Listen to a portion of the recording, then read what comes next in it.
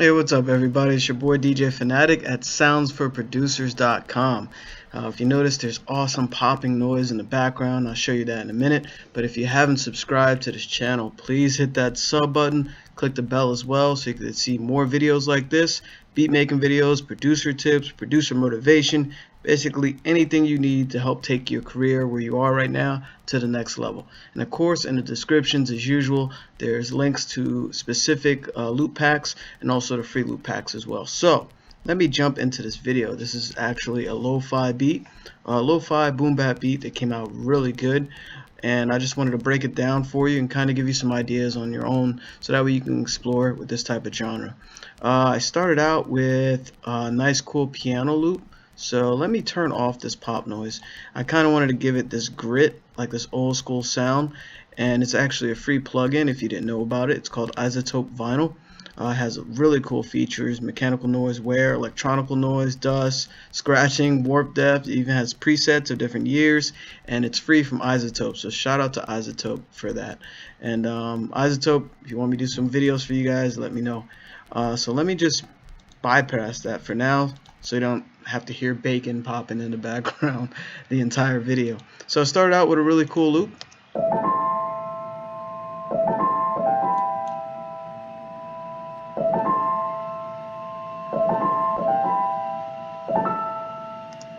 So what I did is just kind of take a piano loop and chopped it up to the way that I liked. Of course, you can, chop it up on the piano roll, the playlist window, just like this, using the slice tool, or you can always chop things up using like Slice X or Serato Sample. There's tons of different plugins you can use to do that. But if you don't have any of those plugins, you can always chop up audio right in the playlist window and come up with some really cool results. Next, I think I added just a straight hi-hat sound. We'll see what this is. That's actually, yeah, that is what I added next. Was just a simple snare that I added in.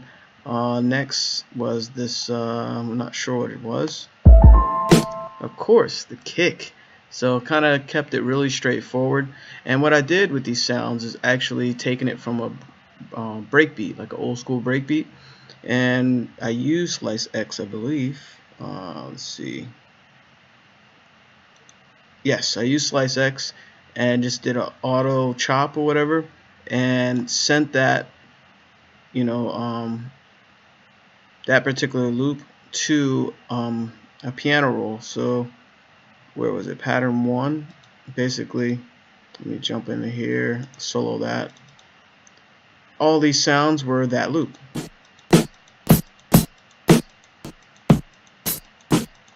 And of course I tweaked it or whatever, and that way, you have rhythm and whatnot. Basically, I used those sounds that are in the drum break and kind of created my own rhythm.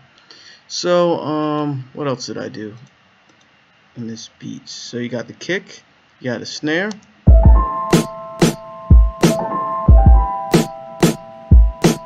pretty straightforward pattern, nothing too crazy. It's like boom bap, so you don't want it too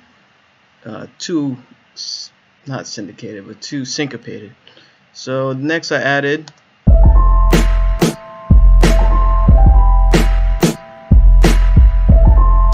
I use like this really low sub to accent the kick, and also I layered the snare with like a reverb snare, but almost like a clap. And then I added a hi-hat on top of that.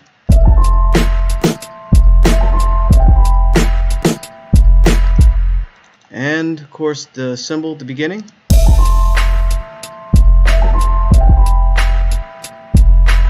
And I recommend using some really good studio monitors or some nice headphones to listen to these type of videos, so you get to hear all the nuances of the beat and like the really low subs. So let's see. Next I added a really cool loop. Shout out to Sound Oracle, a good homie of mine, always showing love, man. If you don't know about him, look him up. He's Timberland's sound designer. So yeah, I added that loop on top of it just to give it some extra flavor. So check it out.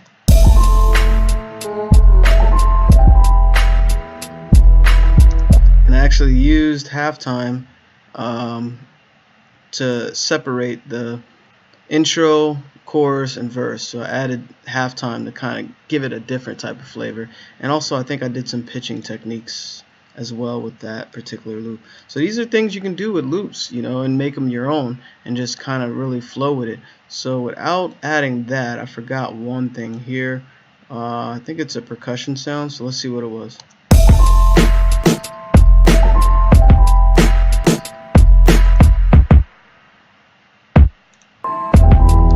Okay, so I added another kick, just kind of fatten it up a bit, bars. The other thing I added was this.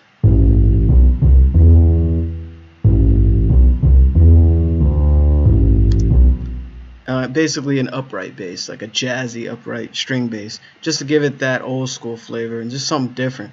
That way you're not just always working with 808s and synth basses. I just wanted that like live flavor. So all these little choices added up to the whole. And speaking of the whole, check out the rest of the beat here. I'm gonna play the chorus and some of the verse.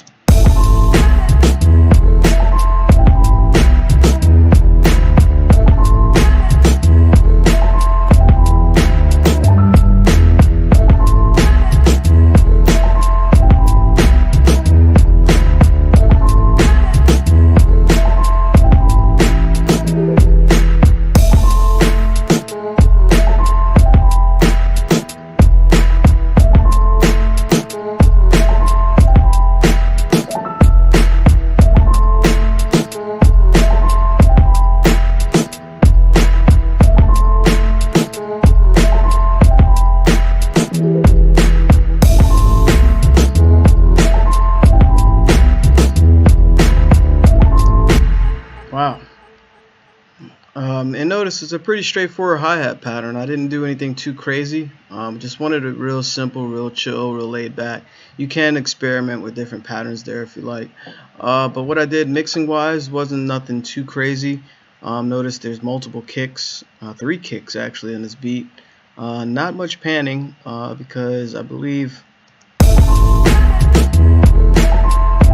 yeah, there's like a lot of, you know, some of the sounds chosen already had like panning built into it, but I kept this beat pretty straightforward. Of course, you know, did your levels first, and most of it's parametric EQ2.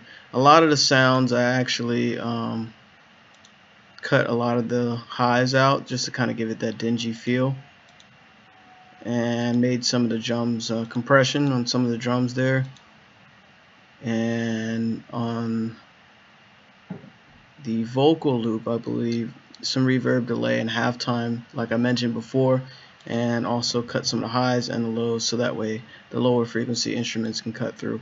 It's important you pay attention to, you know, the balance frequency wise. That way you can, you know, your sounds stand out. In the mastering stage, just use Neutron and Isotope Ozone 7, and I finally upgraded to Ozone 8 and Neutron 2, so shout out to Isotope as well, you know, for the awesome plugins they make. And like I said in many videos, you don't need really fancy stuff to maximize, to finalize and master music. You just learn the most and the best you can with what you have, because you can transfer those things to other plugins as you progress with your music. And of course, added that pop at the end, that Isotope vinyl. So this beat was pretty straightforward, came out really well. It's like that boom bap, lo-fi vibe, and I don't know, I was just really happy with it. So came out pretty well, and the sound selection is key when you're making this type of beats, and you can do it in that same order. Start out with a cool sample, you know, piano, jazzy, guitar, whatever, and then just start adding elements to it. The key of it though is to use break beats, like old school drum beats, and then just use those sounds separately in something else, like in a different rhythm basically. So I'm not going to make this video super long. Once again, it's DJ Fanatic from soundsforproducers.com. All the links will be in the description for some loop packs for you, and also the free loop pack as well. Again, hit that sub button. I know you want to. You've been watching the videos and you haven't subscribed. For those that have subscribed, I got some more stuff for you. So click that bell, and that way you're alerted as well so you can see more videos. Peace.